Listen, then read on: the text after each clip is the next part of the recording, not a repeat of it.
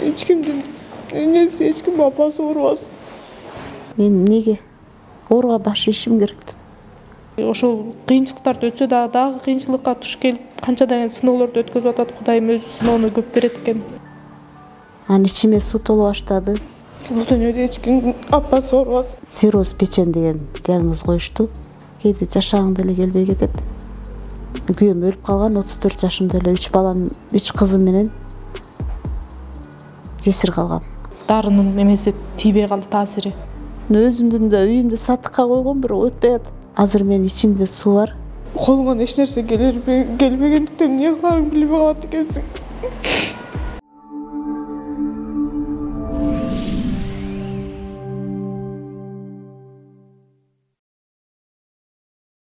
Урматтуу көрөрман, өзүңүз байкагандай эле бүгүнкү күндө чындыгында ден соолук менен күрөшүп жаткан биздин мекендештерибиздин бар экени ар бир жаранды капа кылбай койбосо керек. Бүгүн дагы биздин Солото YouTube каналына кайрылган 55 жаштагы Айнур эжекебиз бүгүнкү күндө боорун алмаштырууга муктаж болуп жаткан учурум. Азыркы тапта эжекебиз бейтапканада.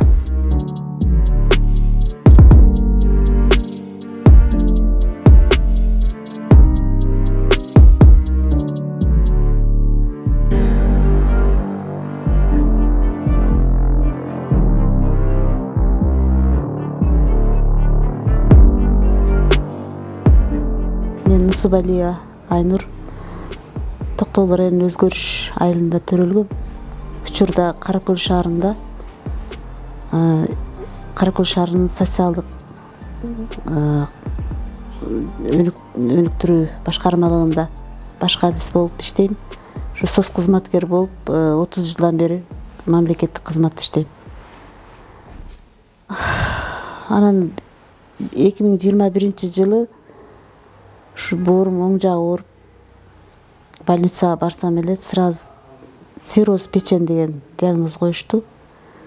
Ошондон бери ошо цирроз печень гепатиттин Б, Д түрү менен ооруп келем. Анан 22-жылы июнь айында мени пересадкага боорду алмаштыруу керек деген ушу жыйынтыкка келишкен врачтар. Анын акчаны каражаты жетишпей, мен жакшы болуп кетем деген үмүттө 1 жылдан ашык жүрдүм. Анын ичиме суу толо баштады март айынан баштап. Больницага жатып жакшы болгом, кайра дагы август айында ичиме суу толду. Анан айла жок ушу мен пересадка кылууга аргасыз болдум. Анан мен өзү жалгыз бой, күйөөм өлүп калган, 34 жашымда эле 3 балам, 3 кызым менен жесир калгам. 3 кызымды чоңойтуп, эми ушулардын үзүрүн көрөйүн дегенде мынтип доктурдун күчү жеткиз ооруга чалдыктым. Эми ушу мен үмүтүм ушу калай калкыма кайрылам. Ушу мен өмүрүмө себепкер болуп, акча $30,000 керек экен. Индия өлкөсүнө барып, боорумду алмаштырууга. Ушуга жардам берип, мага кол сунуп коюңуздарды мен суранам. Калай калктан. 3 кызым турмушта. 3 тең иштебейт, азыр бардыгы декреттик отпускада. Өзүмдүн да үйүмдү сатыкка койгом, бирок өтпөй атат. Ошол учурда мен элдин жардамына муктажмын. Негизи бул оору менен алышып жаткан учурда ар дайым диетада болуш керек деп айтышат. Ооба, диетада болгом. Ар 3 ай сайын больницадан тиешелүү ушу леченияны алып келгем. Анан баягы боордун эмеси болбой эле ушу мага күчөтүп атат. Индияда $30,000. $30,000 сарпталат экен. Ал болгону операцияңыз эле, андан операциям эле. Анда айке барып 1 ай мен ушу даярдоо эмесинен өтөт экен, анализдерим тапшырып, донор маселесинде да ушу кыздарым 3 тең анализ тапшырып, Кудай кааласа мына 2-3 күндө билинет.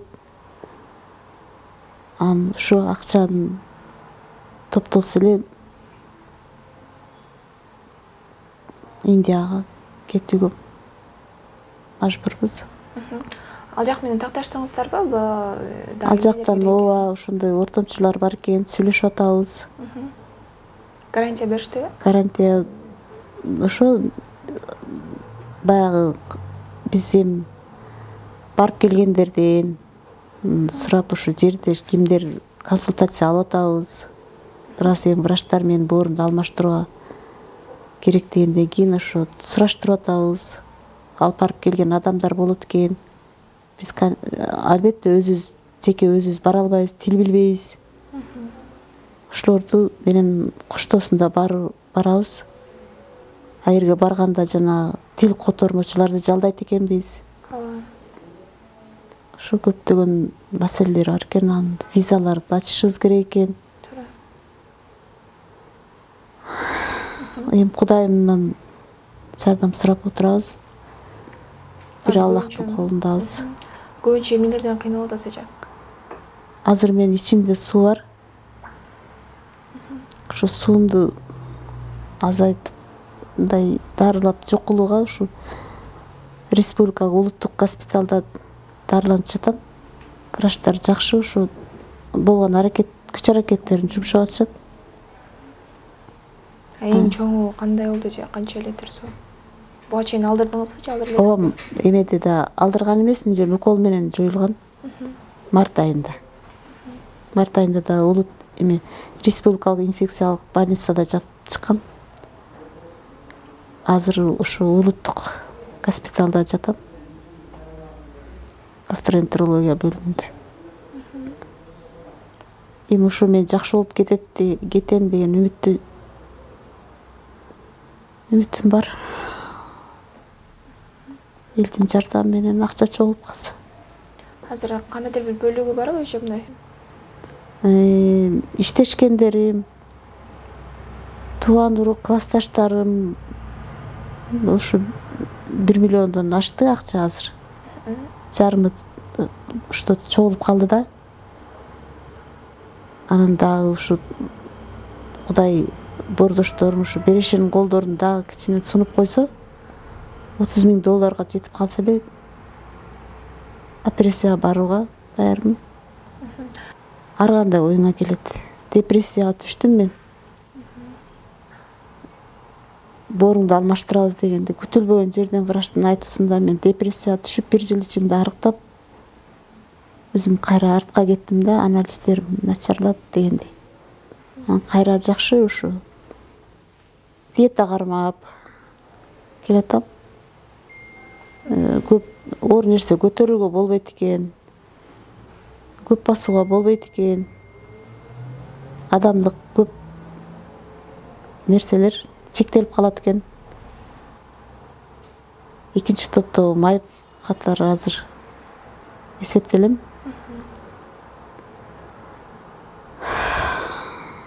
Албетте оор адамды стресске учуратат. Кээде жашагың деле келбей кетет.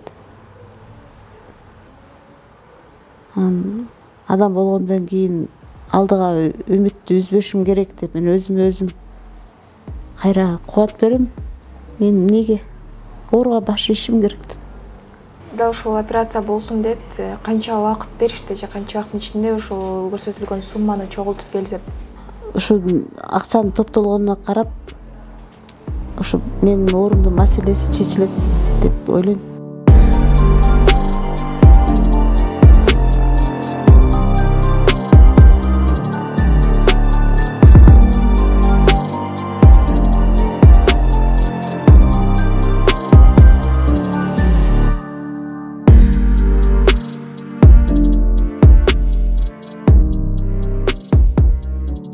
Бүгүнкү каарманыбыздын кыздары азыркы тапта жанында турган чагы. Буюрса апаңыздарга донор болосуздар, анализдерди тапшырылды, бирок жобу качан келет?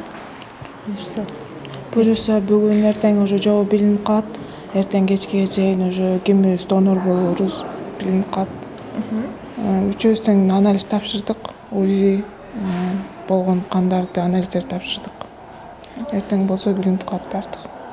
Негизи эле биз азыр келип тартып эле кеткенибиз болбосо, ал эми сиздер 24 саат бою жанындасыздар.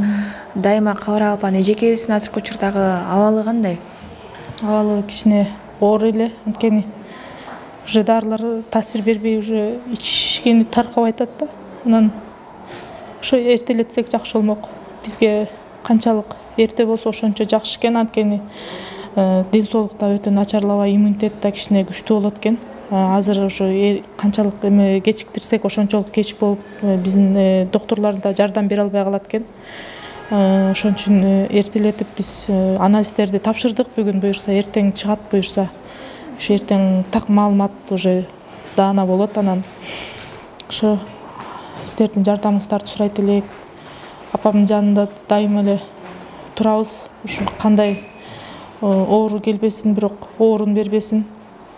Мындай оору эч кимге келбесин.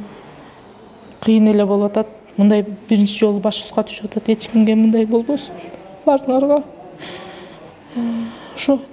Мурда кандай эле иш? Мурда деген негизи апам көп эле кыйынчылыктарды өткөздү башынан. Авария болуп, башынан көп эле эмелерди алып, жаракаттарды алып. Азыр эми ошол кыйынчылыктарды өтсө дагы кыйынчылыкка туш келип, канчадан сыноолорду өткөзүп атат. Кудайым өзү сыноону көп берет экен. Бирок күчтүүбүз алып кеткенге туруктуубузду, күчтүүлүгүбүз менен туруп атабыз. Буюрса, аракет кылабыз дагы. Мындан нары апам жакшы болуп кетсе, аман эсен болсо, буюрса баары жакшы болот деген ниетте.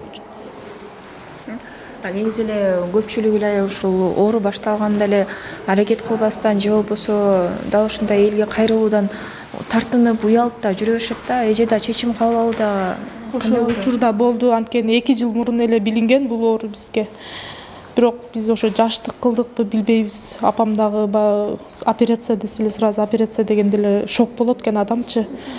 Анан апам да өзү бизге айта албай, айтса деле биз негизи туура эмес кылдыкпы дейм, туура кабыл ала албай койдук. Ошол операциядан биз деле корктук. Кандай болуп кетет? Артыбызды ойлой албай эле, келечегибизди ойлой албай эле отурдук. Анан уже 2 жылдын аралыгында канчалаган оору мындай дарыланды, кандай дагы элдик дарыгерликтерди да көрдү, медицинасын да көрдү, бирок тыянак чыкпай койду. Тыянак чыкмак түгүл, даже артка кетти. Уже дарынын эмеси тийбей калды, таасири. Анан ошол учурда азыр ушул аябай кыйын болуп аткан мезгили апам уже дары таасир бербей калды. Чын мына азыр 5 күн болду. 5 күндөн бери ичинде шишик кетпей жатат да, дагы деле. Бүгүн да дары алып келип бердим. Ал дарынын таасирин дагы көрөбүз деп атышат. Эми буюрса аман эсен, дагы 1 жума срок коюп атышат. Эми буюрса ошол срокту жетишип калсак экен деп атабыз баарыбыз. Өзү эч кимдин энеси, эч ким апасы оорубасын. Өтө жаман ооруп кетти. Билинбей жүрүп эле, күлүп жайнап жүрүп эле, анан кийин кантип өрүшүп кеткен байкалбагат экен. Бир кармайт экен, эмне кыларын билбей калат экенсиң. Ушунчалык өзүңдү мындай жардамсыз, мындай колуңан эч нерсе келбегендиктен эмне кыларын билбей калат экенсиң. Мындай сыноо эч кимдин башынан өтпөсүн.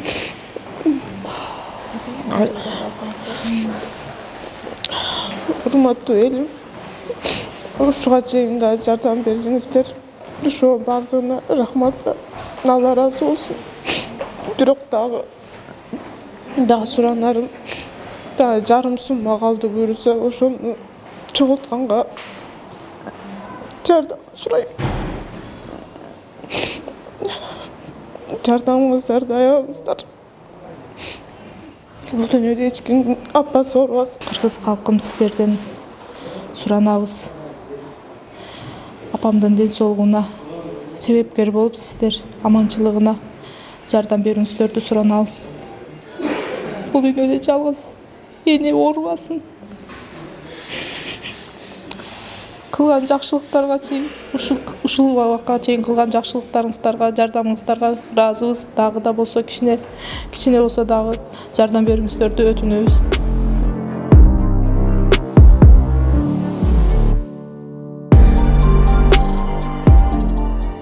Ассаламу алейкум, урматтуу кыргыз элим жана ошондой эле Соло медиа көрүүчүлөрү. Биздин кайрылуубуздун себеби Айнур эжекебиз цирроз печени болуп ооруганына байланыштуу Индияда боло турчу операцияга акча каражаты керектелет. Ал акча каражаттын эсеби $30,000 туугандар. Ошону баарыбыз жапа тырмак кыргыз элин биримдикте ошо эжекебиздин аягышына себепчи болуп чогултуп берсек абдан сонун болот эле. Баарыңыздардан жардам күтөбүз туугандар. Бул кырсык айттырбай келет экен. Кудай буйрса жакшы болуп кетиңиз. Аллах таалам шифасын берсин. Бул кайрымдуулук туугандар кырсыктан, балайдан сактайт. Андыктан келиңиздер, баарыбыз ынтымакташалы биргели.